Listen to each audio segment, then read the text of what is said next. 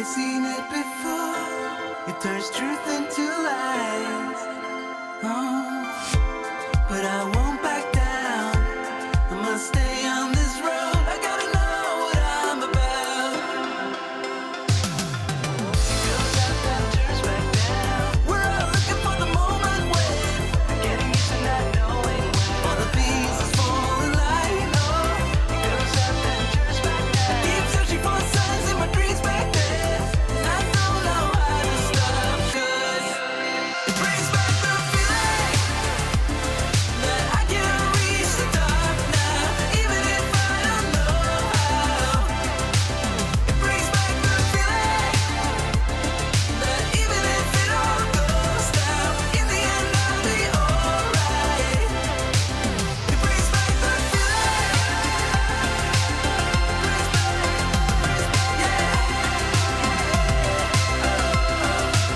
It brings back the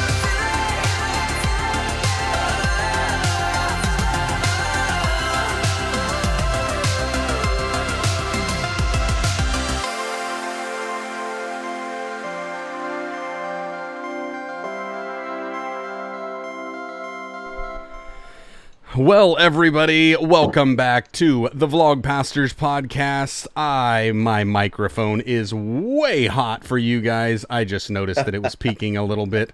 We are back. We're here once again. It is good to see everybody's smiling face. You got me, myself, and I, Joshua Verwers, and my good buddy right here, the one, the only, Jarrod Brown. What's happening? What's happening?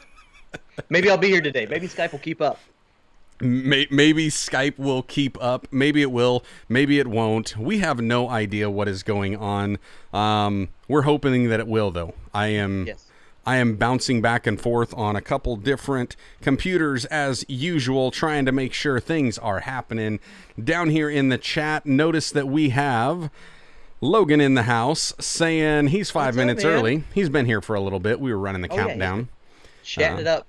Pre-gaming, that's Yep. what we're going to call that. Jason Pre-gaming. Remster waving at us, saying, what is going on? Henry saying, what's up, brothers? Glad to be with you again. What's if you up, guys also didn't know, A Bite of Brownie is in the house saying, what's up, team?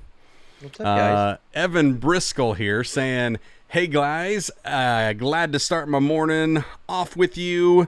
And Glad to have you, brother. my coffee. He's asking, you guys got your coffee? I got my coffee. I think Jarrod's got some water. I've got water. I had too much coffee this morning. Too much. No. You know, there's a country song that goes, what is it? Too much money. There's no such thing. The same thing applies to coffee. No, there is too much. There is no such thing. No. You Start and I. jittering and shaking. No, that's just the right amount. That's when you're at peak performance, huh? That is when I function at optimal levels. I'm watching this show. It's called The Expanse. And whenever they go to hit warp drive or whatever it is, whenever they pull a bunch of G's, they get jacked into something, some sort of, a stimulant for their bodies. And you run at that speed all the time. So you're ready for maximum G's. Let's do this. I try to run at that speed. It doesn't always work that way.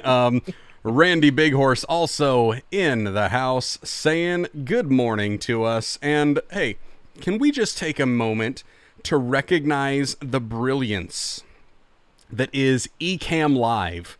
Come on with right it. now. Look at this. Oh, look at that. Randy's picture profile popping up in here, just like Right here. Look at that. All the way from Facebook. Look Bite at of that. Brownies showing up. There's Logan's. I have no idea what that is, but it looks like, I don't know, melted crayons. And it is Mama. We get to see her face. Look at that. Look at that lineage right there. See, normally we say that we can't see them, but now we can actually see them. So, Did you see what she said? Look at that. yes, she had to run to Casey's for her caffeine, which, if I had to Come by it guess, naturally, then. was Diet Coke. Oh. From the fountain, not the bottle. From the fountain. Fountain Diet Coke tastes pretty good. Bottled Diet Coke tastes like... Oh, that's a tough one. I don't know what it is. Garbage. Although, hey, have you tried that Mountain Dew Zero yet? Mm-mm. Oh, Good stuff? don't try it unless you want to be addicted to crack. Too late. Not crack, but Dr. Pepper, Code Red, Mountain Dew Original. Okay, yeah. so the Mountain Dew, you know, if you know Mountain Dew regular and then Diet Mountain Dew, which tastes like trash, Oh yeah, garbage. Mountain Dew Zero tastes so much like the original Mountain Dew. I'm wondering why they didn't do that in the first place and why they had Diet Mountain Dew. Okay, you got me. Oh, I'm ready to check this out now. It's amazing. And my mom will tell you she does not like regular Mountain Dew. She likes Diet Mountain Dew, which is why she says Mountain Dew Zero is yuck. But apparently I do know her well. It was a fountain Diet Coke. No, seriously. So I was talking to Jason Mayfield the other day and was telling him about Mountain Dew Zero. And he tried it out. And he's now recommending it to other people that are looking for, you know, no sugar drinks that are Got him on delicious. the bus. Boom! I got him on. It is seriously amazing. You got me. Yeah, you got to taste. You'll have to try that. Initial taste test. I'll do it. However, can we also agree that when it comes to pop, do you say soda or pop? No, first of all. No, first of all, it's pop. No. It's pop. Just no. I know, okay, we're a little bit ignorant in this, but it's a Coke. It's a not multi-layered Coke. question. It's a multi-layered question. No. Sweetie, first of all, let me show you where I'm from. Sweetie, what do you want to drink? And you say, a Coke. And they say, what kind? No, they do not say what kind. You say Coke. You say a pop. You're going to go, you say ain't from around here, is he? You say Coke, and they bring you out a Coca-Cola. The only question after I would like a Coke is regular or diet. That's the only question. Those things don't even exist. No, it's it's like no. It is pop. I can slightly take soda. See, Coke is Coke. It's based on a brand. Soda is because of like a soda water or like a club soda is where they get that, which is completely different from these caffeinated sugary or non-sugary beverages that we're talking about, which are known as pop. There. Yeah. I'm sticking to it. You're wrong. No, I'm with you. I use it to find out where you're from. Are you from the Midwest? Are you from the Northeast? Are you from the South? Gotcha.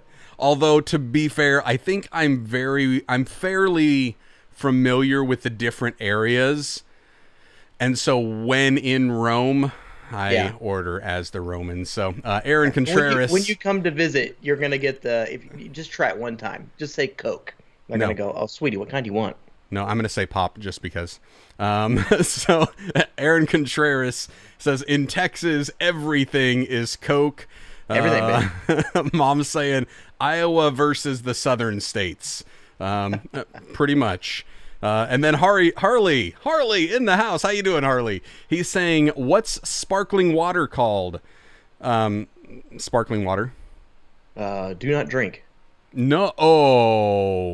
Oh. I said it right here on Vlog Pastors. Just go ahead, step on up to the plate. I'm taking all comers. Do not drink the stuff. Don't touch the stuff. There's something wrong with it. Why does it sparkle? Why does it? No, it ain't natural. Ain't right. We're going to have to end this partnership right now. Water, and you have pop, if you will. What is this mutated offspring? I don't like it. It's unnatural. It ain't natural. It needs to die. It is absolutely thirst quenching without all of the added stuff. When I need like a palate cleanser and it's like the good stuff. I've got no Ain't right, man. I don't care what you say. It ain't right. When I have had be something, but not really. When I have had my temporary fill of coffee, as in I haven't had enough, but I'm looking for a break just to cleanse the palate. Pop doesn't do it. Pop leaves this aftertaste. A sparkling water, a LaCroix, if you will, a Michael Bublé, the Bubblies, that, what is it, Topo Chico, the other one? Oh, come on. All of that stuff. It is amazing. And a giant waste of time. No. Because it doesn't leave you with a linger. It doesn't leave you with any sort of hit. It's nothing. It's actually painful to drink. No. You're like, I'm getting nothing out of this. It's not even... We'll stop. We're going to have to stop. We have to come back to a consensus. We have to come back to an agreement. I'm going to say one name. Okay. And then you and I are going to be best friends again. Okay, let's do it. Dr. Pepper. Oh, yeah, baby. The king. Yes. There's just something about Dr. Pepper. It is that medicinal taste that it just has to be good for you. Medicinal taste? You don't think it has a little bit of like a... Think about it. Next time you drink a Dr. Pepper, it almost, in comparison to all other pops out there on the market, it has like a little bit of a medicine-y type taste. Well, see, okay, so this is going to be weird, but my Dr. Pepper taster, if you will, is way off because my town that I live in, Dublin, they made Dr. Pepper. They were the only bottling company. Yeah, with pure cane sugar. And it tastes different than every other Dr. Pepper you can get on the shelves. And when you grow up with it, it's sweeter. It's now like going back and drinking it now after they've shut down and they don't make it anymore. Right. It's hard. It's hard to drink the stuff because it is so sweet. It tastes like a molasses kind of It's but thick. the original so smooth. But honestly, I think the original had a little bit more of that medicinal taste without the syrupy taste. And I think you really start to notice the medicinal when you start to try some of like the knockoff brands, you know, like the generic from your local grocery store that they try it. And you can see that's the portion that they've noticed and they picked up on in the flavor profile. But nobody can do it. Nobody can do it like Dublin did it. Like Dublin did it. Period. We got a little greedy. We went outside of our boundaries, got sued, details. Yeah. Yep. So Harley's saying a friend of his from Japan says that root beer. No. Root. Saying that root beer tastes like medicine. And apparently they flavor their medicines with that flavoring. That is amazing. That is smart. If you flavored medicine, like all medicine, as Dr. Pepper, I would take it all the time. I say, although, to be fair, isn't that kind of what Coca-Cola did with, some cocaine in it? I mean, well, just saying. What was it? Julia Childs? What was that girl's name? With a spoonful of sugar, it sure does help the medicine go down. I have no idea. The spoonful of sugar. What? That was like, I thought that was Mary Poppins. Julia Childs. Is that Mary Poppins? I'm getting Sound of Music and Mary And all Poppins of a sudden, every time somebody says Julia Childs, I think of Miss Doubtfire for some reason. I'm like, hello. We're off on a roll. Yeah. Henry is saying he's a cherry 7-Up guy. We just need to pass along and say, Henry, we still love you. No, it's okay. I can get into anything cherry. I don't think I've tried that one. Cherry Dr. Pepper's all right, but it's not. It makes Dr. Pepper worse. Yeah, I don't know. See, okay, listen, guys. There's a place, I'm sure you guys have Sonic, and you can go and you can pick a billion different flavors. Doesn't mean that you should. That's it. When you go rolling up, whenever I go rolling to the drive-thru and I'm like, hey, I want a vanilla cherry Dr. Pepper. Good. Hey, I want a vanilla butter. What's the name of that one? Butterfinger cherry. What's the other one? Grape Dr. Pepper.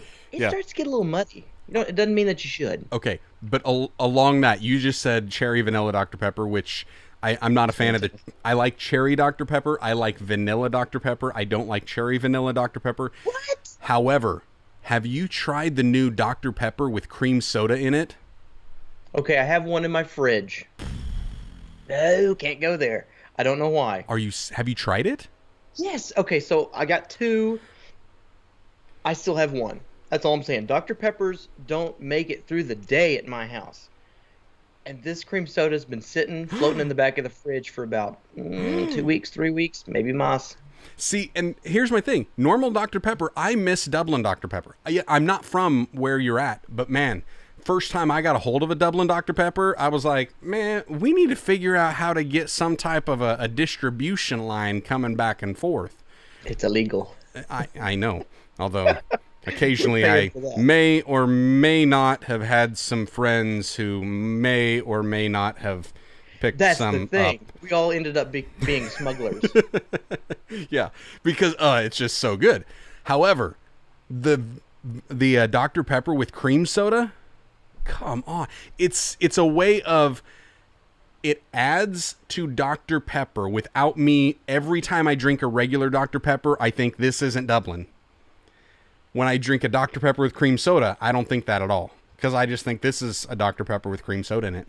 No, man, it's amazing. See, that's it for me. There's just a hint of artificial in there. I mean, it's all artificial, but where you can taste it. You're like, it's a violation. This is not a pure Dr. Pepper any longer. Well, it's not a pure Dr. Pepper, but I also like mixing a bunch of different things. I got you, but there's something about the cream soda that's like, so here's what you do. Right you go get yourself a Dr. Pepper and a Mountain Dew Zero and mix those together. Ooh. Do it. Do it. Let them touch. I don't want to. It's a beauty that happens. It's like what happens when you bring Jarrod Brown and Joshua Verwers together, and all of a sudden it's something that never existed before, and people were like, that's just wrong. You shouldn't do that. But once they experience it, they just can't let go of it. That needs to be in the intro. We're the Dr. Pepper and Mountain Dew Zero. Yep. Hold on. I'm actually writing that one down. DP and that's how these things come up. Yep, we just random stuff. Charles Nickens saying he misses Dr. Pepper. Yeah. And he's saying Pepsi, Coke, and Sprite is all that he can get over there. However, and Charles is over in China. Charles, I will tell you that your Pepsi Zero over there is mind-blowingly good in comparison to here in the States. Here in the States, trash. Or maybe Pepsi Max. I don't know if it's the Pepsi Zero or the Pepsi Max. I can't remember. But yeah, when I was over there, I was looking for some type of a diet stuff. And of course, when all of the cans are written in Chinese and it's like I can't find any English on it whatsoever, I'm having to pull out Google Translate and figure out which Chinese word means carbohydrates. And then when I found it, I was like, ooh, this is a black can of Pepsi. This is awesome, but it doesn't say anything. I mean, I recognize the logo, but that was it. Oh, man, I tasted that. I got back and I grabbed every black can of Pepsi I could find here in the States, and they're all trash. That stuff over there, I don't know what you guys are putting in it, but it's tasty. It's good. It is tasty. Mom says, I can get you guys in the same page. I don't like Dr. Pepper or cream soda. All right, Deb, look. Those are fighting words. Your taste buds are fried. So I don't know that I'm going to trust this. What am I after? What does she like that I'm supposed to try? She likes fountain Diet Coke. Oh, gosh. Woman, no. Like not Diet Coke from a bottle. Diet Coke from a fountain. No, it doesn't matter. Just pour it straight into the garbage. It's, oh. No. This is true. This is true. Kathy saying Diet Dew, yum. Yes, Kathy, Diet Dew is good, but if you have not tried the Mountain Dew Zero and you like original Mountain Dew, do yourself a favor and try it. It's tasty. Mom is more of a Pepsi fan. Regular Pepsi, not Diet Pepsi. Or no, is it Diet Pepsi that's from the fountain? Diet Coke from the bottle. I can't remember. And right now, I'm not sure I want to remember because... Deb, I'll be praying for you. Did you see this thing? This thing is getting low. You know what that means. We're just a couple minutes away from a floating coffee hand, but I think we should get to rolling the intro here. Kathy's saying, I don't think I have seen Dew Zero. You should check it out. It's up at Casey's. Just run up there, grab yourself a 20-ouncer. It's tasty. If you like regular Mountain Dew, you will love me forever once you try this, and you will never touch Diet Mountain Dew again. Mom is saying, yes, it is Diet Pepsi. And Juan Vasquez saying, Diet Coke, please. Yes. Oh. Juan, you know, here's the thing. When it really comes down to it, if it is a cold carbonated beverage, I'm going to drink it. As long as it's non-alcoholic. I'm going to drink it. With that. Yeah, you should have prefaced the whole thing with that. As soon as I said cold carbonated beverage, all of a sudden I was like, I'm going to get myself in trouble here. But really, anything else, I'll pretty much, I'll try it. Coffee's good. No. All right. You know what we skimmed right over? I know we got to get started. What we skimmed right over is everybody's talking about, well, I'll just run down to Casey's and get it. Deb's over at Casey's. What?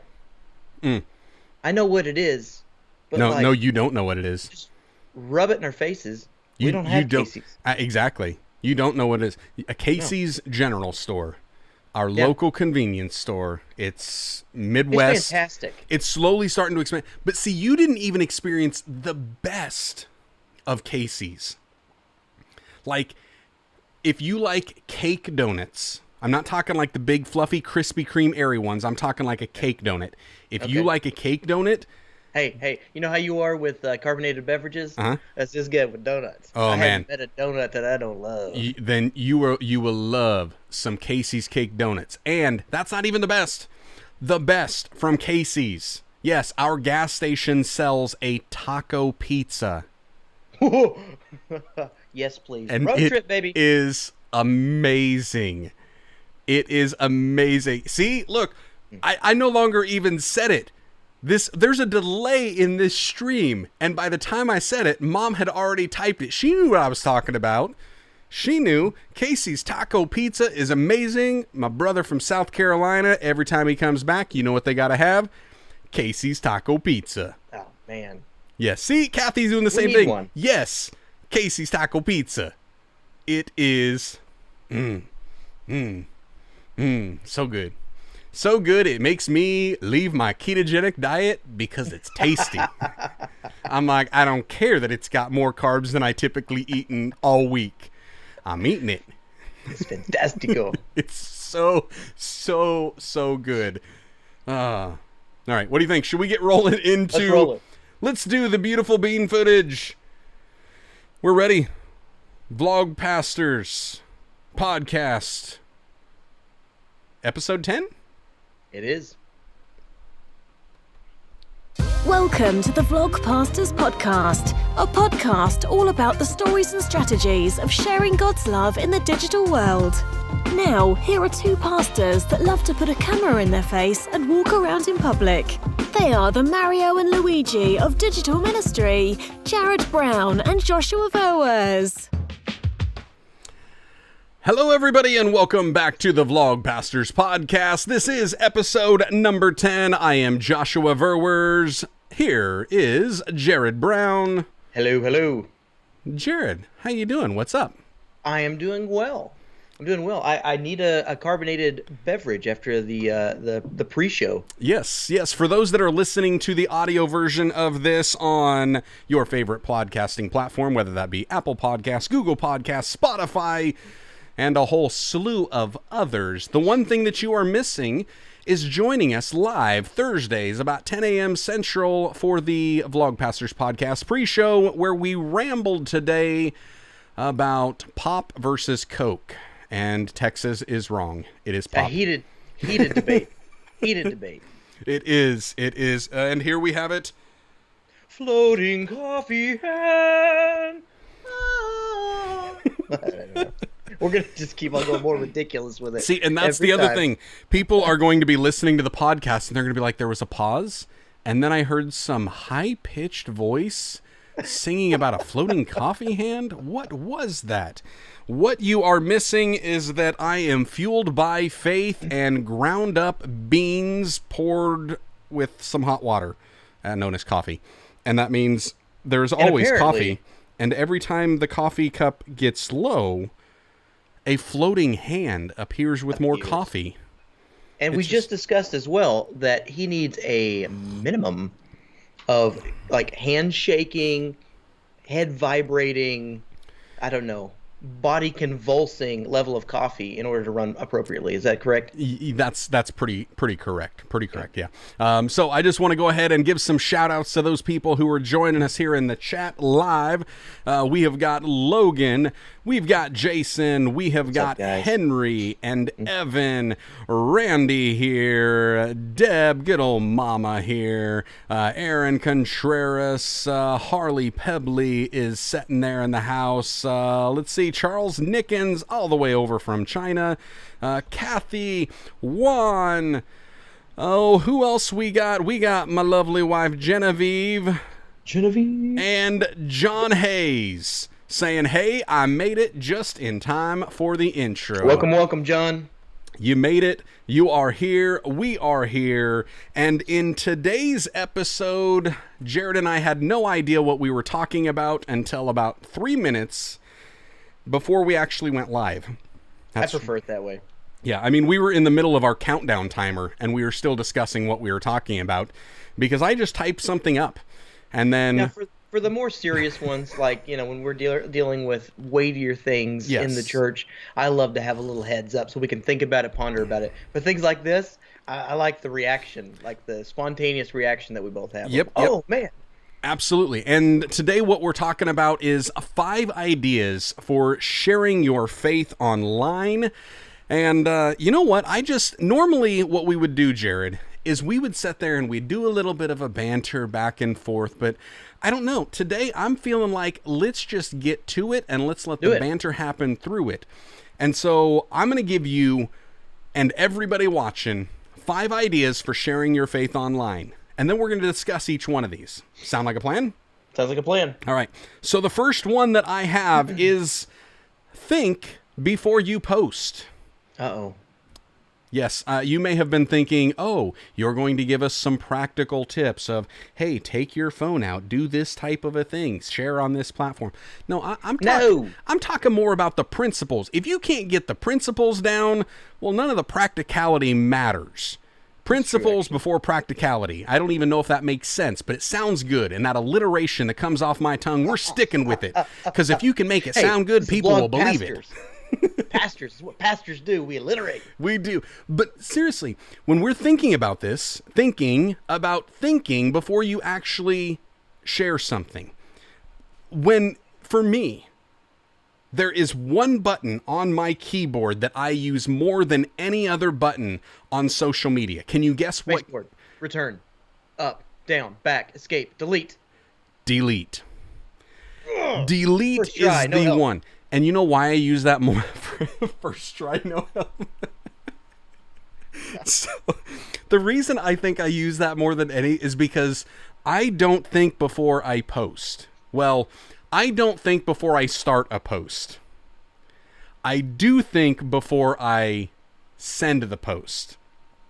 And this can be a comment and this can be a reply, but there are so many times that my fingers get to moving, I get to clacking on the keyboard and typing out a reply because somebody said something that made me think they're stupid, and I need to educate them so they can stop being stupid, because I don't want anybody to be stupid, I want them to be smart.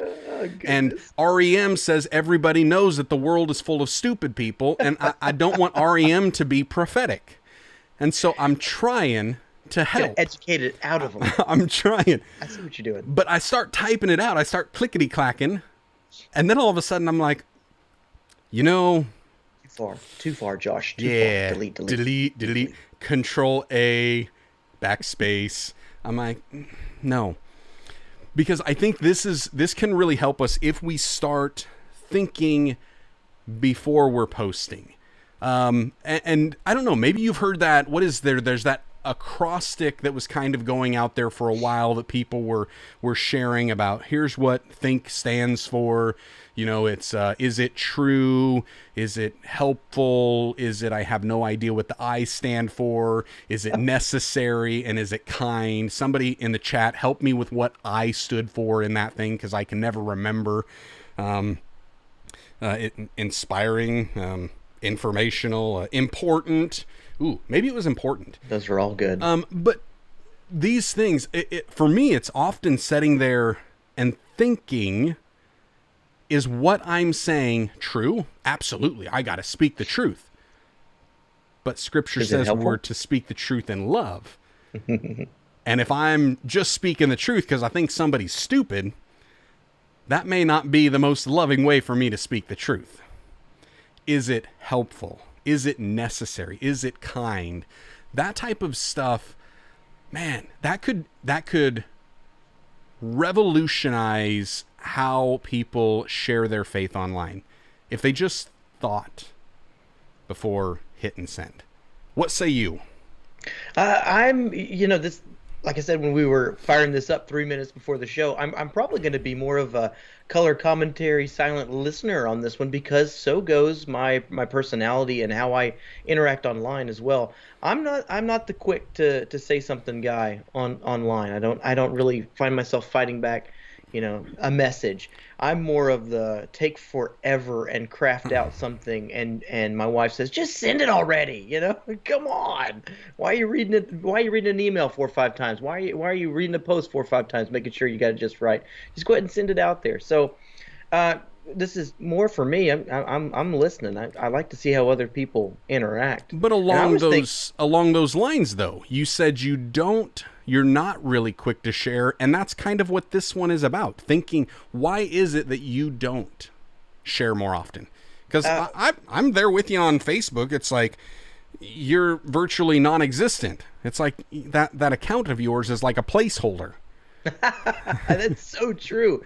I don't know. Maybe it's a misinterpretation of reality or something. If I'm processing out loud. Right. Maybe I think my account has more legs than it does. Maybe more people find out I am a pastor. I represent God. I represent my church. I represent other people. So whenever I post with a little bit of weight behind it, and I can't be engaging. Like, okay, I have some friends who, this is political stuff, everything aside, they'll make some posts that are hilarious, absolutely hilarious, and I want to jump on there and go, oh yeah, and then this happened. But it's not really becoming of a pastor to hop in there in the conversation in some of those crude comments and get in there with it with the guys. And even though my thought process for 2 seconds jumped on and went, oh yeah, that is funny, it's like, no, I can't really throw my weight behind it. Right. But that's all fictitious, because nobody even knows my account exists anyway, because like you said, I don't ever post on it, so it's never in anybody's feeds. It's just an overinflated view. Anyway, that's why for me, I feel like anyway, I carry the representation of God, and I carry the representation of my church, my family, whenever I go to post on certain mediums. Yeah. So, but here's one of the other thoughts about that. Because you don't post as often, when you do, there's like an importance to what you're saying. There's more importance. And I do this with people that I'm following on any social channel. Even Twitter's one of those that it'll give me an update, and it's like, hey, so-and-so just put out a tweet for the first time in, 45 days. I typically will stop whatever I'm doing if I know the person and it's been that long since they posted, and I'll go straight to it, because I haven't heard from them, and I'm thinking, oh, they now have something to say. It's like they've went up on the mountain and they've been gone, and we've been waiting for them to come down, and now they're bringing something. It's so fascinating. It's just really where we express ourselves, because even though, let's call that Facebook, let's call that Instagram for me, but YouTube, I feel like I post all the time about nonsense, and maybe I should. You and I, we were taking a class by Daryl Eves. It was a free online program. We hopped in it. We were accountability partners with Diana Gladney. It was a fun experiment, fun times. But I didn't realize how much thought everybody's putting into YouTube videos and thumbnails and titles, and crafting it out and bouncing it back and forth and making sure they honed in exactly what they wanted to say before they posted it. Mine has always been, I got an idea, shoot from the hip, pow, pow, pow. I'm going to send out another one. Oh, yeah, I got another idea, pow, pow, pow. Even though I don't post a whole lot right now because of work and whatnot, right. YouTube, I just feel like I'm screaming into the abyss of, hey, cool thought, made a video about it. Does anybody like it? Yeah. And Facebook is like, that's where I'm quiet. Yeah, and I would definitely understand what you're saying with regards to that. However, I don't know. It's a little bit different for you and I, for some of this, and this is where it's going to be hard because I'm going to tell people, do as I say, not as I do, but at the same time, do as I do. And so here's the one thing. Yes, you look at our channels and you look at, I mean, when we do we did the Veda and the Vlogist, and we're doing 30 days of vlogs, we don't have time to think through all of that stuff. However, both Jarrod and I, we have years of theological study and application that is just sitting there on the back burner. It's been simmering for so long that all of a sudden you ask us about anything and it's like, oh, well, let's just go into the theological Rolodex and pull something out for you. Ooh, I just dated myself by saying Rolodex. Yeah, you did. Yeah, you did. Oh, that's okay. wow. Maybe nobody. I guarantee my son's going to be like, okay, boomer. So here comes the comment. But these type of, we've got this ability, and that's where I would say there's a lot of like young Christians, baby Christians even, that they want to share, and they've got that zeal and that passion, and I'm all for them sharing. But think first. And the big thing, especially for us as Christians, is if we're thinking, it can even go back to, the 90s little snap bracelets that we had that said WWJD. What would Jesus do? They were amazing. Where'd they go? Where did they go? Dude, I almost bought a phone case the other day that has like snap bracelet technology in the back of it for a little kickstand instead of having one of those little pop sockets that always it goes flesh, and you push it and it goes and pops up, and almost. Is that way you can have like a giant watch? Yes. Just slap my phone on my wrist and walk around and be like, look at me. Wait, I have a phone on my wrist. Oh yeah. So, I've got a call. but the thinking aspect of this as a Christian is thinking, okay, if Jesus were here in 2020, newsflash, he is here in 2020 because he's inside of us. He's living with us. Because of that, what would he be posting? Would he be posting something about this at all? And if he was, what would he be saying? Right. And sometimes that takes us to go back to the scriptures and to look at how he said things and what he said, what the heart behind it was, and learn from him, learn from the master how to communicate. And so the thinking thing, and Harley searched this up. Harley said he's never heard that acronym, but a quick search says that think stood for true, helpful, inspiring, necessary, and kind. And if you think about the words that Jesus would speak, were they true? Were they helpful? Were they inspiring? Were they necessary? Were they kind? Rarely did what he say not fill into all of those. And the times they didn't fit into all of those was times that the necessary and the true far surpassed and outweighed the others. Yeah. And there are so many of us, I believe, as Christians that we're thinking, well, it is true and it is necessary because the world is full of stupid people. I'm going to correct them. And really the heart behind that, it's more about us making ourselves look smart than getting people into a right relationship with God. Which is why I hit the backspace. It's why I press delete. I'm like, I cannot have this. Anywho, so John Hayes saying they still make the snap bracelets. His 10-year-old has some. Oh, man. Yeah. I need to get a hold of one. Everything old is new again. I'm sure my girls have got some. It wouldn't surprise me. I've seen them around. I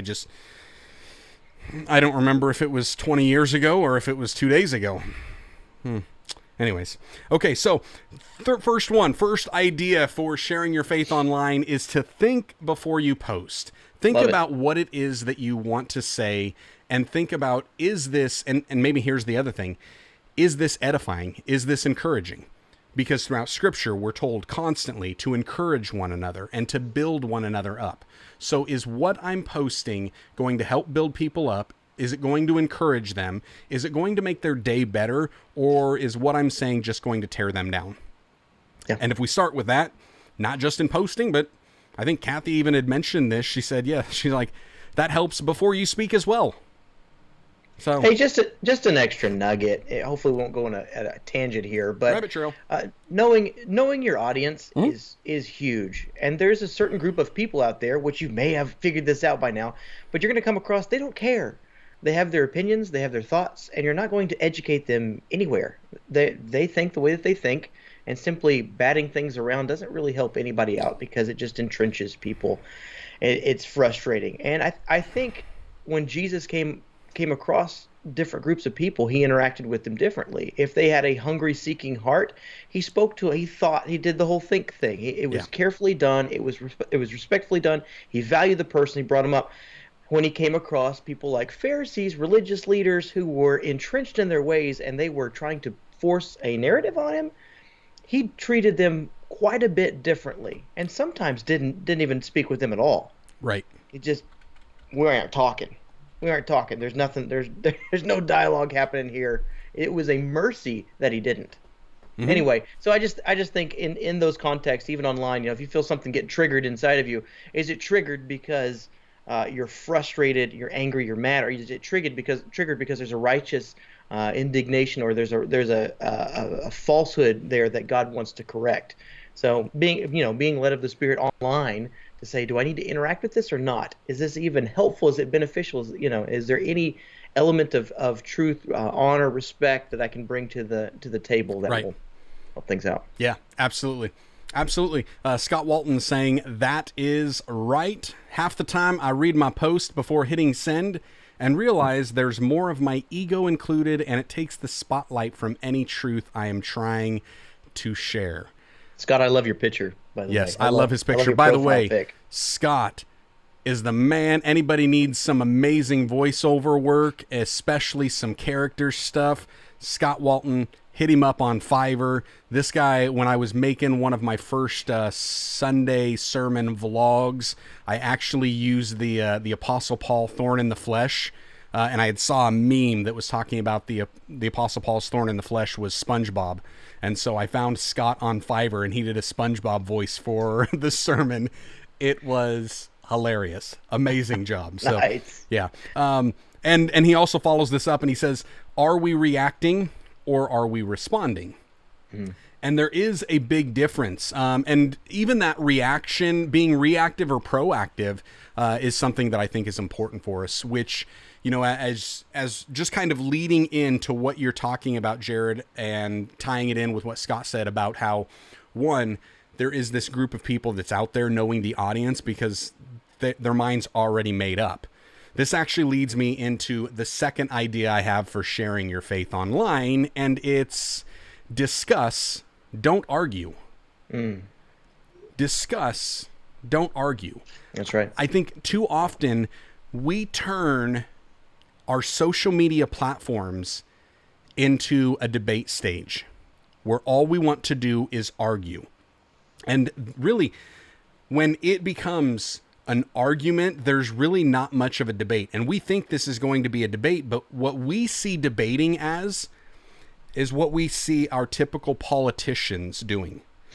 So we see a debate like what you would have with politicians running for office, and all they do is they've already got their talking points before they ever showed up. They're not even responding to anything anybody said. Josh, would you listen? Hey, I have 30 seconds left on the clock. It's my turn. Exactly. Stuff like that. Exactly, because they want to get their thoughts out. And then what happens is if they strike a nerve, it just turns into a big argument, and nothing ever actually gets discussed.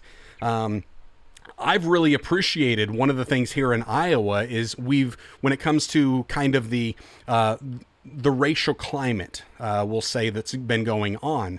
Iowa just passed this law. I mean, debated it in the House, in the Iowa Senate, and governor signed it in one day, which is like unheard of. And you would sit there and think, well, there's no discussion for that. Actually, there was 10 days prior to that they were discussing, and they were talking about what are some practical tips and practical ways that we can help alleviate some of this tension, especially when it comes to maybe police misconduct and things like that. How can we prevent things like what happened in Minnesota from happening here in Iowa? And there was a lot of discussion, and literally, this bill passed unanimous in the House and Senate, and we have our political climate completely divided. I heard a phone. Sorry. That's hey, all right. It is what it is. But our political space. It is. Our political environment here is very contested and very divided. Iowa's kind of like this microcosm of what the nation as a whole looks like politically. And so there was actual discussion taking place. There were conversations being had of people saying, okay, I don't have the same position you have. Why do you take that position? Why do you believe this? What is it that I don't see? And they were coming with an open mind, and they were trying to hear. And we can even look at like Jesus as a model for this. We can see the Apostle Paul as a model for this, trying to understand where people were coming from, trying to relate to them, but making sure that we don't get sucked in to this downward spiral of worldly things, but still trying to elevate the principal things. Like the Apostle Paul in Acts 17, where he's looking around and it's like, to all these statues, these are all the gods you worship, and then there's this one, and this is the unknown God. You don't know him, but I do. Yeah. Let me tell you about him. But he had spent time looking around and gaining some understanding of what is it they believe and why do they believe these things.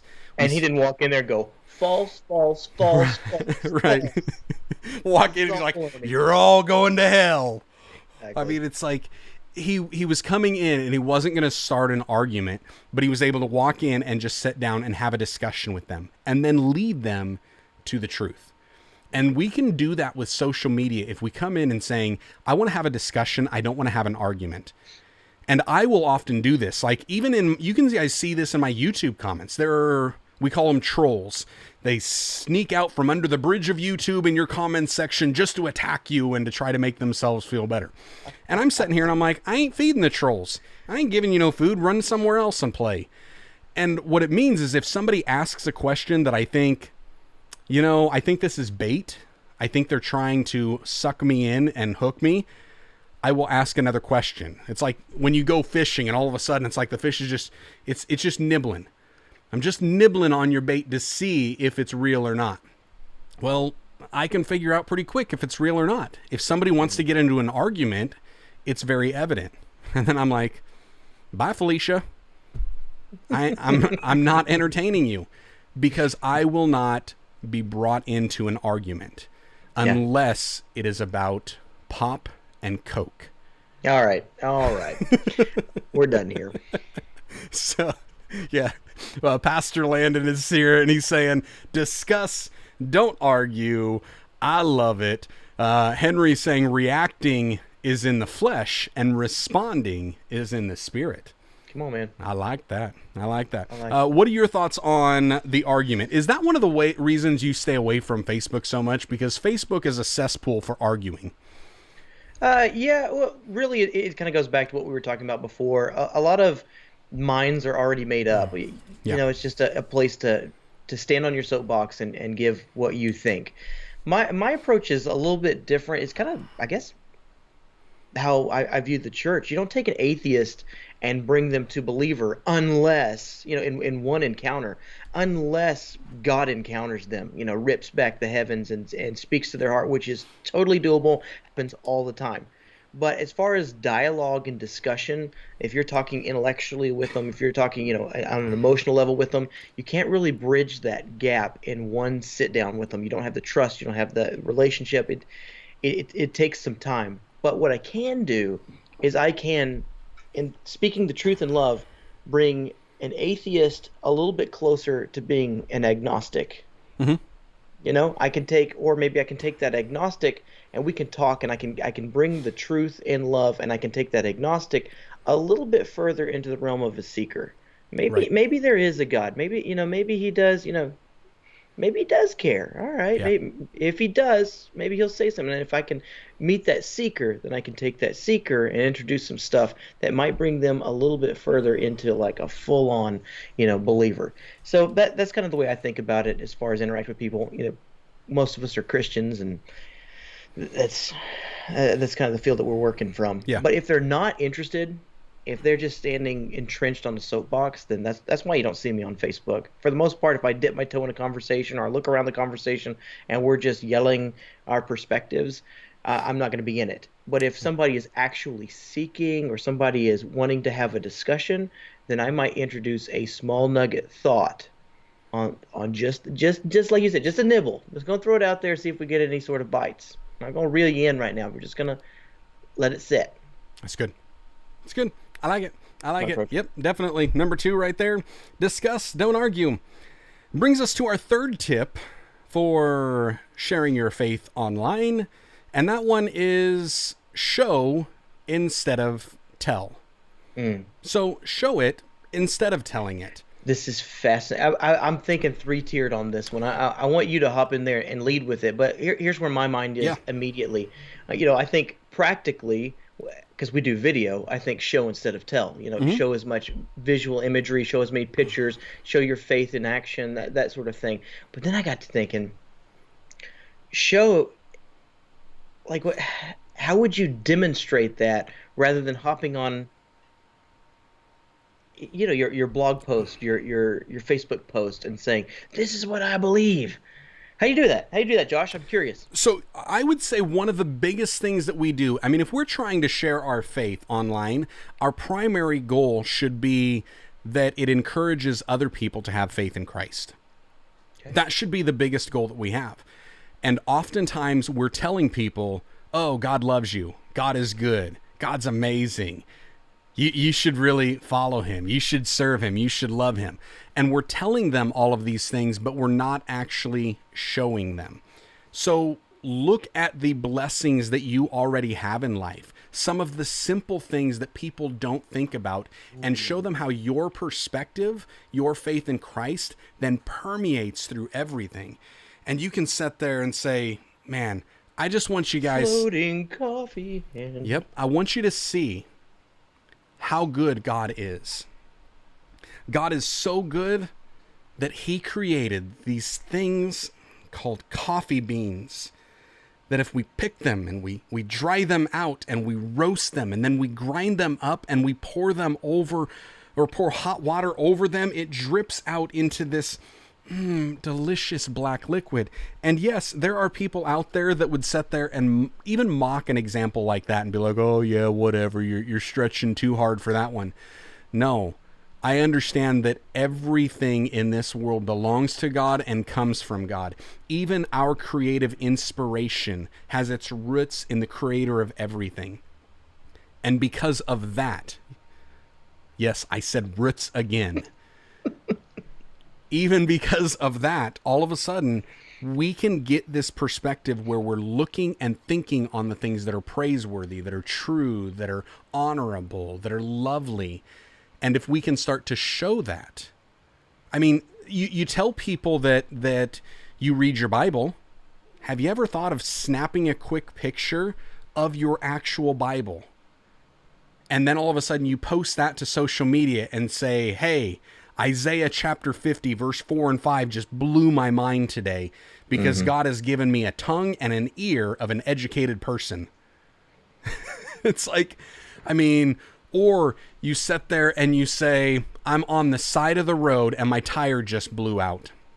But you know what? I'm going to give thanks in all things because I still live in such a place that I can pull out a cell phone and make a quick phone call and somebody's there to help me like that.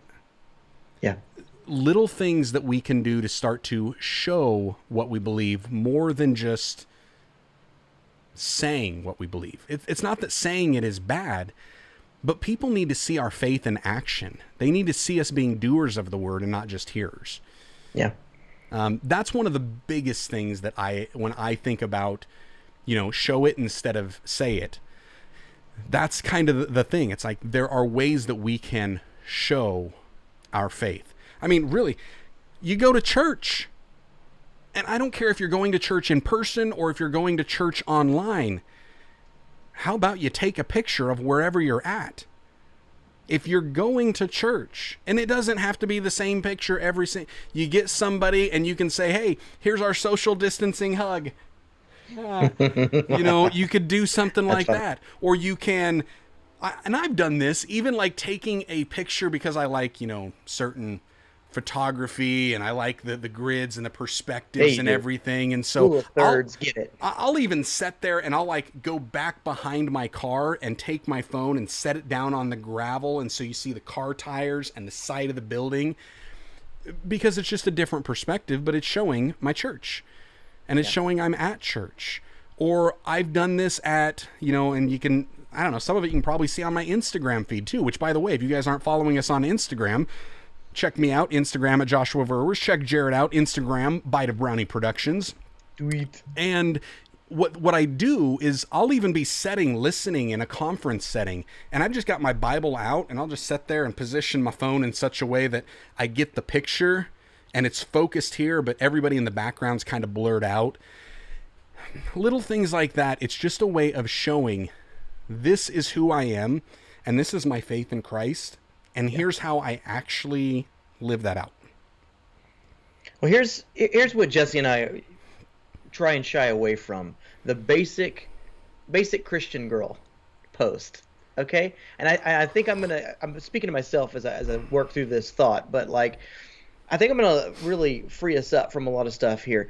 Let's check the inside of the cup. If we are posting for our own purposes in these particular posts, then you're gonna feel something. You're gonna feel like, I'm not really being genuine, not really authentic. But if we're posting for the glory of God, let that puppy fly, because we don't want to end up with the basic Christian girl post because she's got her Bible, she's got her coffee every morning, and she's it's set up just right, and that's the stereotypical thing that you always see, and she's reading Psalm 95, and she's going to get judgment no matter what. But if she posted that puppy for the glory of God so that she could reach people, she could see people, so she could do Psalm 107, give thanks to the Lord, for he is good, his faithful love endures forever.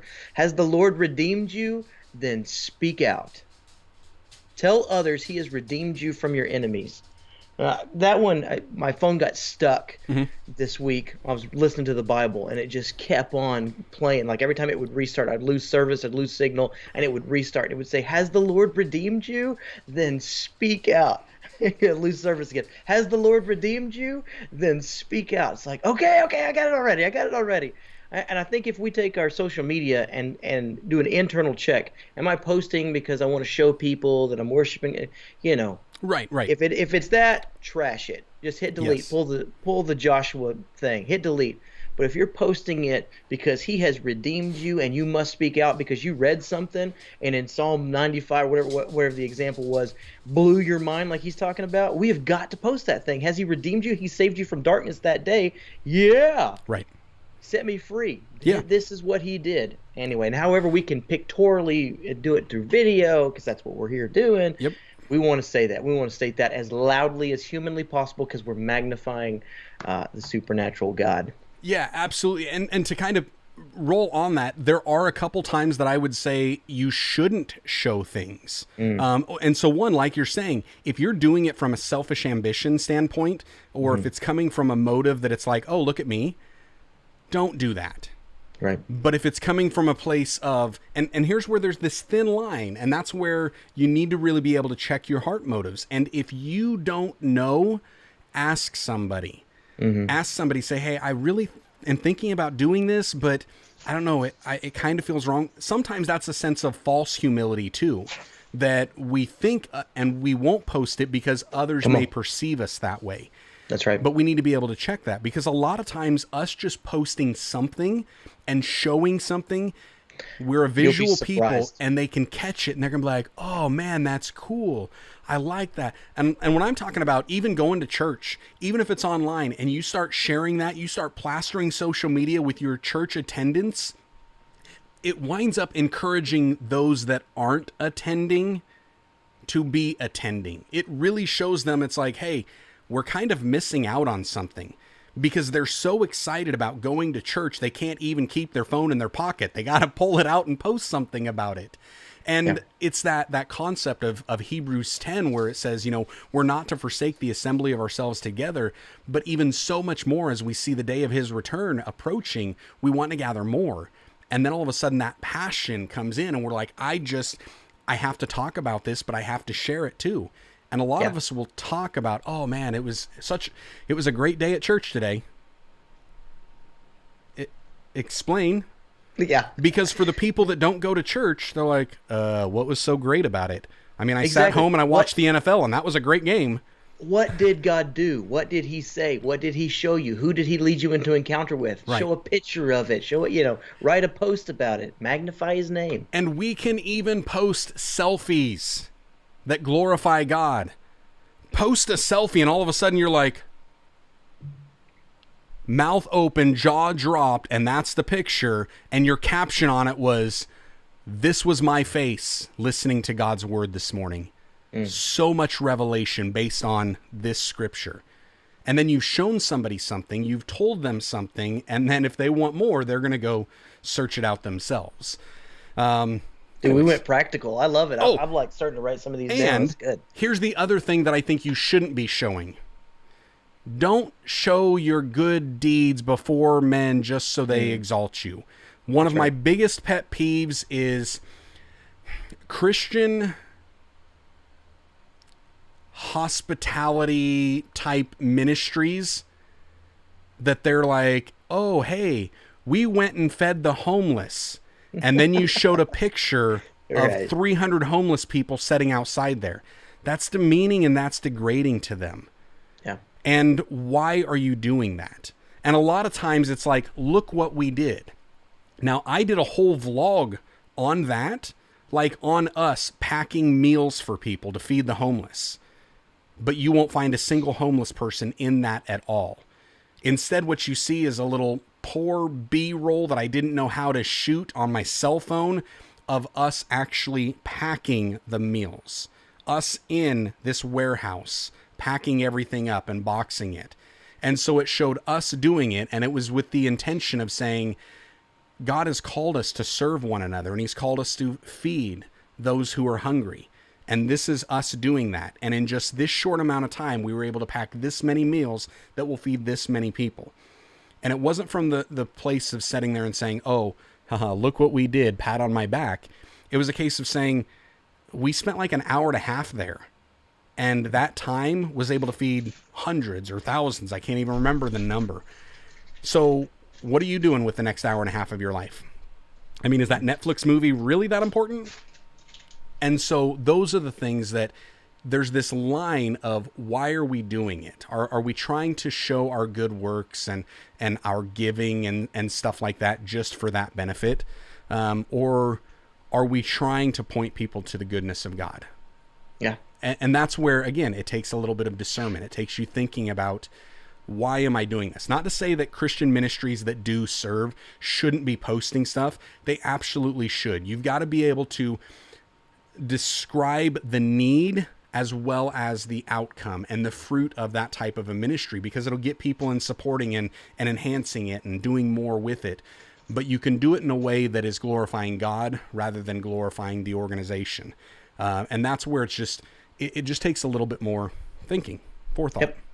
Yep. So, John Hayes commented just a little bit ago. He says, are you teaching out of James 1 right now? You started with James 1:19, slow to wrath and quick to listen, and now I've moved on to James 1:22. Be doers and not hearers only.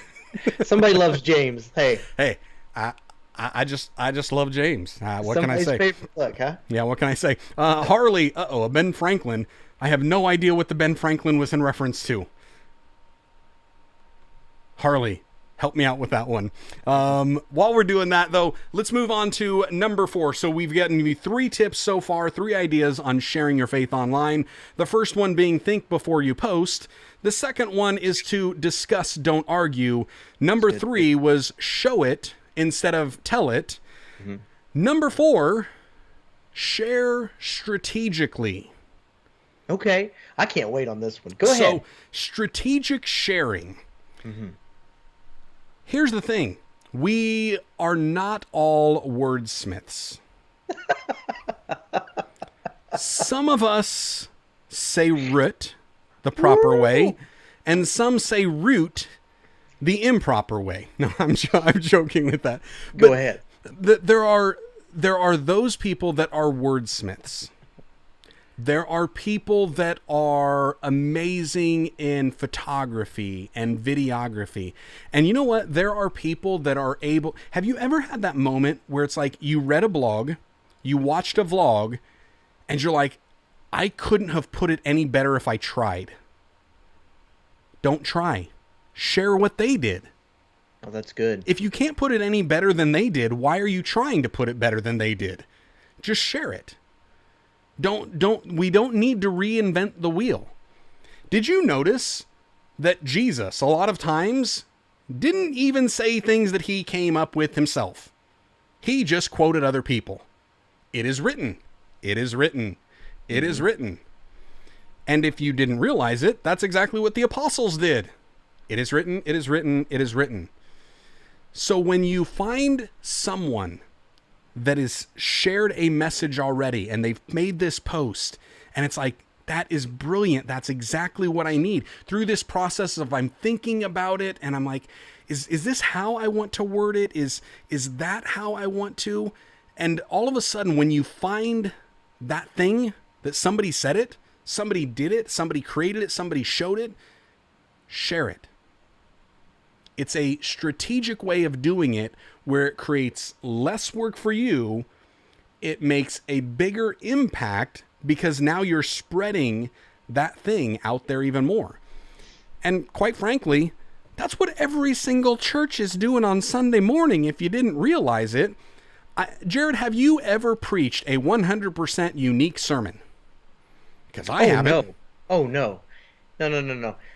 What I love about our particular generation is at least we understand that before, decades gone by, they would say, you can't plagiarize. Don't you be plagiarizing any sermon. It needs to be authentic. What they didn't realize that we now have with Google and YouTube and Instagram and all of the connectedness of the world is there's nothing new under the sun, and we are all being fed the exact same information from the creator. So it's like it's overlapping stuff, and we're preaching out of the same book, and we've been raised and trained in certain systems where it's like it's all meshing and coalescing to where it's probably not original. We've probably heard pieces and nuggets of it throughout the week. We're just stitching it together live and in real time for what God wants to say to that congregation or that people. Right. And some, nothing new under the sun. Nothing. I tell people all the time, all I'm doing is regurgitating things that the apostles preached 2,000 years ago. To a fresh and new audience. Yeah, to a fresh and new audience from a different person with a slightly different perspective because we live in a different age. That's it. That is it, which is why I love that there are so many churches and ministries out there. I think we need more. That's why I love that we've got a lot of Christians on YouTube, and we need more. That's why I think I love that on all the social platforms, there's a lot of Christians sharing their faith online, but we need more. Yeah. Because we can provide a unique perspective, but we can also expose our audience to a unique perspective. And sometimes exposing somebody to those things is a form of strategic sharing. It's a way that we can sit there and all of a sudden we can capture a new audience, or we can get a current audience to think differently. I mean, one of the best pieces of marriage advice I've ever given, and I thought I was going to get stoned for this the first time I said it. Yes, come on with it. I said, the great prophet Rocky Balboa once said, there we go. I've got gaps and she's got gaps. Together, we fill gaps. Mm-hmm. And I thought for sure the fact that I had said the prophet Rocky Balboa, I was going to get stoned. But it didn't. And all of a sudden, people had never heard that Rocky Balboa quote in that context, in realizing that men and women in a human state are flawed. But when two become one, there becomes this unity where they start to fill in each other's differences. And so we need one another. And when I use it from Rocky Balboa rather than anybody else that you would see in the Bible, they had never heard of something like that from that perspective. And it caught their attention. Or when I'm telling people that people are going to hate you, and Jesus told us that people are going to hate you, and just like the prophetess Taylor Swift said, haters are going to hate, so shake it off. And all of a sudden it's like, wait, did you just pull pop culture into a Christian context?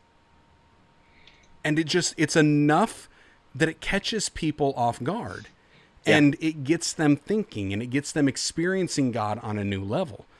And we can do that. And so I've got ministers that I listen to that they will quote like Christian saints that I have never heard of. And the quotes are on fire, and I'm loving them. But I'm not exposed to that. I don't study that. That's not who I am. But when I see one of those, when I catch one of those, oh man, I'm going to share that. Exactly. And that's, I think, the thing that we can share, and we can do it strategically by saying, I don't have to be the only voice out there, and I don't have to reinvent the wheel, and I don't have to come up with it all. If somebody's got something, I can just share that. Exactly. Knowing who you are, who God has called you to be, and knowing the audience whom he's called you to, I don't know whom or who, that he's called you to, we'll just skip it. You know a lot, and you can bring a unique perspective to the conversation. So, for instance, obviously I'm not T.D. Jakes, I'm not a Matt Chandler. I'm trying to think of well-known figures. I'm not a Joel Osteen out there. They have their unique ministries that they speak into. If I were to try and package that, we're all saying, well, giving variations, we're all saying pretty much the same thing as the people of God. However, to my group, the ones whom I'm called to, they need raw, they need gritty. If I show up in a suit and tie on Sunday and begin to strategically declare the same thing that everybody else is saying, it will not go over well if I stand there and I lecture for forever. Right. They need to know about my life, my brokenness. They need to know about what God has done to restore and redeem. They need to know the practicalities. They need me to mess up. They need me to go down rabbit trails. They need me to post silly stuff. They need me to, they need these videos. And the folks who watch your videos, Josh, they can only hear, not only, you're reaching an audience that would not be reached by somebody who stands from a lectern and from a pulpit and gives their sermon titles for 30 minutes or their sermon for 30, 40 minutes and then steps off and says, now come to the altar. They need somebody who's firing through that stuff and visually showing them things and holding their attention and doing it in a creative and new way. Yeah, that's who you're called to. Yep. No, and I think that is one of the big keys of realizing that we have different audiences, we have different spheres of influences. So it's not you don't have to get it all. You don't have to eat the whole pie. You just you're a little sliver. Yep. Absolutely. Let me give you a practical step on how you can share something strategically. So you just went to church, right? You're at church and pastor's up there and he's delivering a message, and all of a sudden you have one of those moments that you're like, whoa. Yeah, buddy. Dude, that was good. Preach. Hey, if you're on Twitter, this pastor will go ahead and give you permission. If you're on Twitter, pull that phone out, type that quote that you just heard that was mind-blowing, and hit send. Tweet that thing. And if you're write yourself a note. If you don't want to interrupt the service like that, I mean, I would say go ahead and do it. I don't care, because if you're spreading that message, do it. Other pastors are going to be like, you pull out that phone, I'm going to throw my shoe at you. And so if that's the case, and if that's the type of church you're in, fine. Have you got a pencil? Have you got a pen, a notepad, that little bulletin? If they still hand out paper things, if so, why are we creating touch points with all of this? Whatever. Write yourself a note. Pull out your phone. Pop that little stylus out. Pull that thing out and say, ooh, that was good. And then after service, you've got that note. Type it. Send it. Or what I've done in church services is, because I'm trying to combine all of this stuff, I will not only write myself that note, but I've been sitting there and I pulled out my phone and I crossed my leg with my Bible on my lap and I held the phone up and I snapped a picture with the minister preaching and he was slightly blurred out. So now I'm showing them I was in a service, and then I typed out the quote that they just had and I gave them credit by tagging them in it. And then I shared that. And now all of a sudden I've shared something strategically because I didn't have to come up with it. Somebody else already said it. And I'm also showing them. And I've had time to think about that. It's like it's so multi-layered too. That's the strategic side to it. But there's also there's an overflow. Like, okay, he gave credit. He is magnifying the name of Jesus in that post. Somebody needed to hear that particular quote. They stopped on it. They took it in. They internalized it. But it also has the overflow of I'm telling you, from a pastor's perspective, somebody got it. The Lord spoke to somebody, and they cared so much that it affected their heart so much that they shared it. You get a faith hit too. You're like, dude, Lord, I knew that had a moment. I knew there was a moment in there. I felt your presence, but it's nice to have that confirmation. It's exponential. Yeah. If we're talking on the things that will build up a minister of the word, somebody that's preaching and teaching, if it's like here and you come in and all of a sudden you get those amens, yeah, you get a whoa, yeah, you get a one of those faces that people are just like, they don't even know what to do. Oh yeah, it goes up. And then if somebody shares something, it's just like, dude, the word, we get this. I'm getting Holy Ghost bumps all over at the moment, because all of a sudden it's like, God, how amazing you are that you used me to deliver a message that hit them so precisely that they feel compelled to share this with others. That'll rally you up. You're stirred, you're encouraged, you're built up, and it's because you're so humbled. And it's that whole thing that God humbles the proud, but he exalts the humble. And all of a sudden we're like, I'm humbled by the magnitude of that. You would use me to do that. And then all of a sudden he's like, yeah, let's get this. Yeah.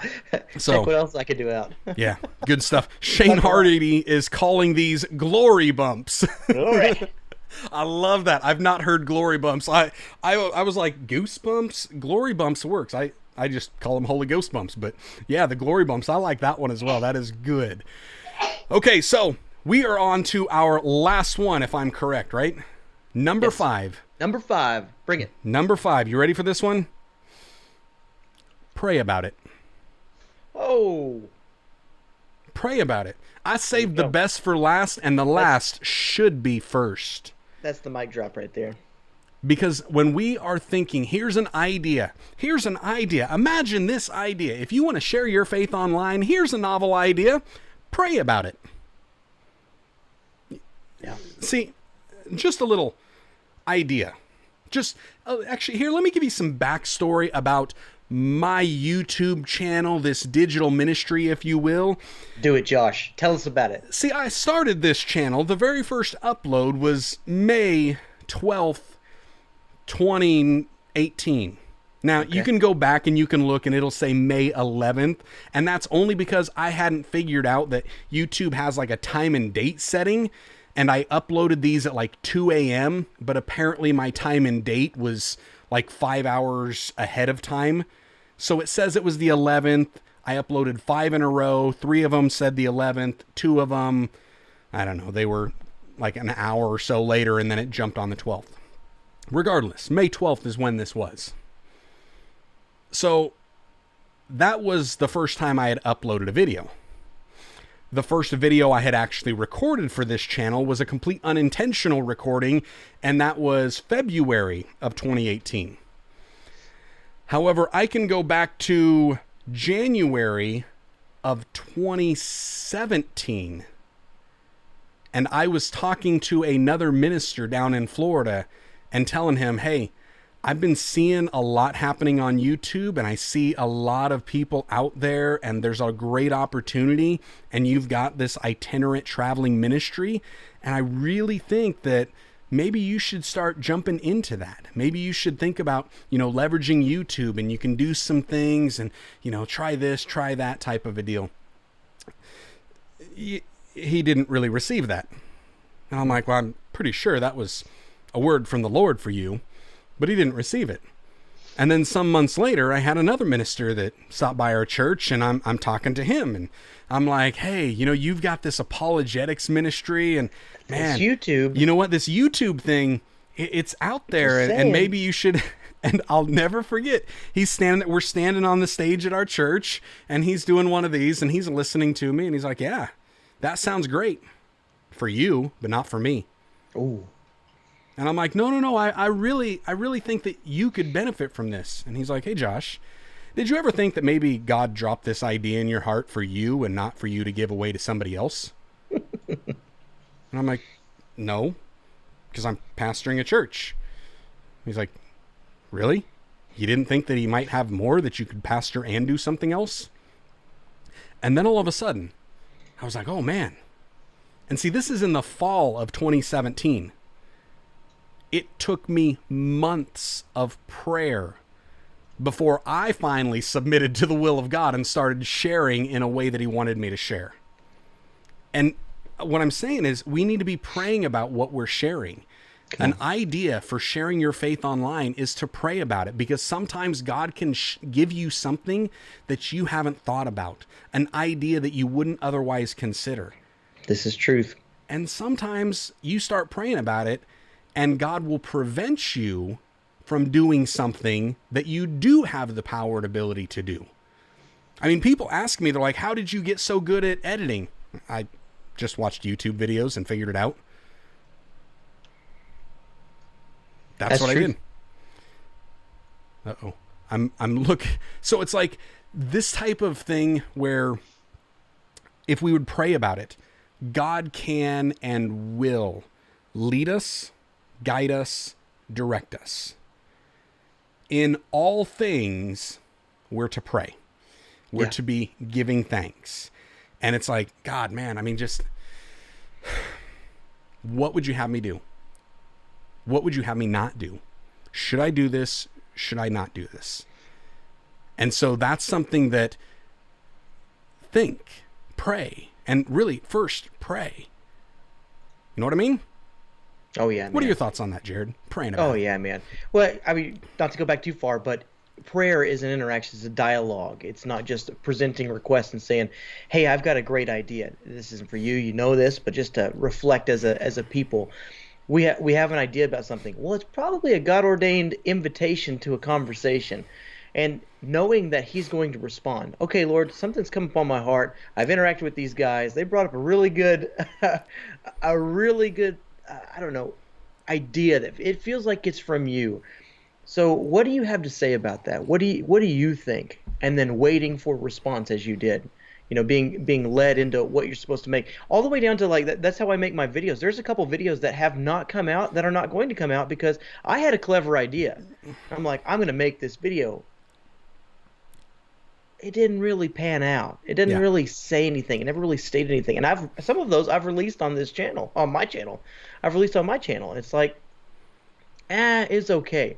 But the ones where it's, maybe it wasn't shot the best. Maybe I didn't fully communicate verbally what I wanted to in a video, but I knew I was in the vein of what the Lord had revealed. He took it and did so much with it that I couldn't even imagine. But just backing up to that whole pray and ask thing, if we engage in the conversation of prayer, he's going to show us. Could you imagine for just 1 second that he has a plan and a purpose for you to share his name, his worth, his glory up on a social media platform like YouTube? How would you do that? Imagine that he might want to fill the whole earth with his glory, just, and the digital medium being part of that. Imagine he might care about how that gets done. He might equip you for the task. He might tell you exactly what he wants you to make, exactly what he wants you to post. Now, there's a creative side to that whole process that we won't get into. Like, he gives you snippets, and then, he gives you inspiration and ideas, but he's not going to say, turn the camera on, film at 24 frames per second, make sure that, make sure the lighting's just so. He's going to give you a nugget. He's going to give you a flash of a vision. He's going to give you a word. He's going to show you a creator who made a video that you think, I could do something, but I could, has a God spin on it. He's going to give you the inspiration for it, and we're going to partner in creativity and build something incredible. So pray about it is start the conversation and await the answer. Yep. I will say, and I want to add this in here because I read this comment from Shane. There are times when you shouldn't pray about it. Yes, that's a bold statement. Shane says, we don't have to pray about something he has already told us to do, though. Amen. See, here's one of those things. It's like, if you're hearing us saying, hey, here's some ideas for sharing your faith online, and your thought is, well, I don't know if I'm supposed to share my faith online. I think I need to pray about that. I'm saying, no, you don't need to pray about that, because the Bible's pretty clear. Go into all the world and preach the gospel to every creature. Those are the words from Jesus. Did you think that the digital world, the social media platforms, were off limits? Because I didn't see that asterisk when reading my Bible that Jesus says, go into all the world except for the social media accounts where you've got friends that aren't in the same faith that you are, and don't tell them about me. But everywhere else where it's receptive, go tell them. No, he's saying go into all the world. In other words, what Jesus was really trying to tell us to do, go where people are at and preach to everyone. Share the good news about me with everybody that you can. And so it's not about, oh, I'm going to pray and see if God wants me to. There's no if. He wants you to share your faith online. He wants you to share your faith offline. He wants you to share your faith, period. Right. It's more a case of praying, how would God have me share my faith? That is exactly right. So YouTube, Instagram, Facebook, all these things, we're talking about mediums now, they're an extension, they're a digital extension of who you are, how you are expressing yourself, right? So if God has hijacked the vessel, if God has hijacked you, and you're all about magnifying his name, how does he want that to come out on each of those mediums? Yep. I am not a TikToker. I don't even know what that is. Yeah, I'm not a TikToker. That's not my He hasn't put a burning desire. So yeah. I don't have a mandate to go into TikTok and start making videos. But YouTube is an expression of me digitally, Instagram, Facebook, and all that. I do need guidance and directions on, but I don't need permission. He said go. Yeah. And I think that's the other key. I mean, even from a practical application, and people may call this, a weird interpretation of the scriptures, but when Jesus told us that we're to go into the Jerusalem, the Judea, the Samaria, and the uttermost parts of the world, sure, that's kind of a roadmap of how we should be sharing our faith. Go to Jerusalem. And so here's the thing. If you can't share your faith with the people that you're around already, why are you going online first? Yep. Start in your Jerusalem, then expand to Judea, then expand to Samaria, then to the uttermost parts. And so start where you're at, and then let's expand from there. And that should be a case of, in that process, really praying and asking God, who have you sent me to? And you can see that with even the early apostles, that they did that. Some were sent to preach to the Jews, some were sent to preach to the Gentiles. They all understood we're to expand this and we're to promote this gospel. But they also understood that he's got a certain path for them to take. And so it wasn't a case of if they're taking a path, it's what path. It wasn't should I share my faith, it's how should I share my faith.